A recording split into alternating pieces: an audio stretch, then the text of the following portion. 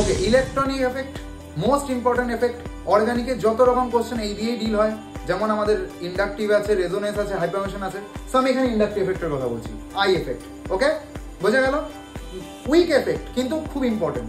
ওকে, inductive effect মানে কি, দুজন অ্যাটমের মধ্যে সিগমা বন্ড আছে, সেই সিগমা বন্ডের ইলেকট্রন যে বেশি ইলেকট্রোনেগেটিভ হবে তার দিকে ডিসপ্লেস হয়ে যাবে, তাই এটাকে বলে displacement of sigma bond pair. ঠিক আছে, কিন্তু এখানে পাই বন্ড ইউজ হয় না ইন্ডাকটিভ। এবার কত রকম ইন্ডাকটিভ এফেক্ট আছে? Minus I, plus I. Minus I কি করে বুঝবো? যখন কার্বনের থেকে মোস্ট ইলেকট্রোনেগেটিভ অ্যাটম কার্বনের সঙ্গে সিগমা বন্ডেড থাকবে, সে কার্বন থেকে ইলেকট্রন টেনে নেবে, নিজে ডেল্টা নেগেটিভ হয়ে যাবে, কার্বনকে ডেল্টা পজিটিভ বানাবে। আর কি করে মনে হবে এটা মাইনাস আই? কারণ যে ঘটনাটা ঘটাচ্ছে সে minus, minus I effect.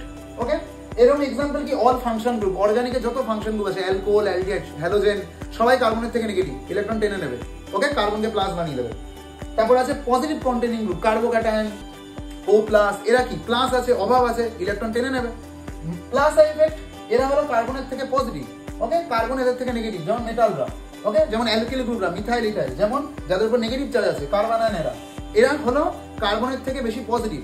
Metal যেমন কার্বনের থেকে positive, magnesium, copper, organo magnesium, Grignard, organo lithium, এরা কার্বনের দিকে ইলেকট্রন ঠেলে দেবে, কার্বন আলফা কার্বনকে বানিয়ে দেবে ডেল্টা নেগেটিভ, আর নিজেরা হবে পজিটিভ। তাই এই জন্য প্লাস আই এফেক্ট, নিজেরা পজিটিভ হচ্ছে।